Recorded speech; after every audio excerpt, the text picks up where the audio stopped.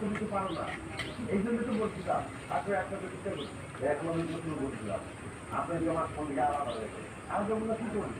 হ্যাঁ, তুমি আমাদের আমার আপনার কাজগুলো বলো, তোমার টাকা দিতে বলো।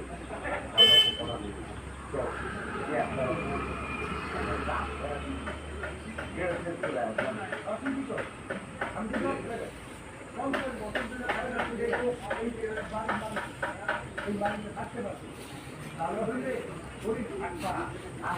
আমার মাকে একটু বলবে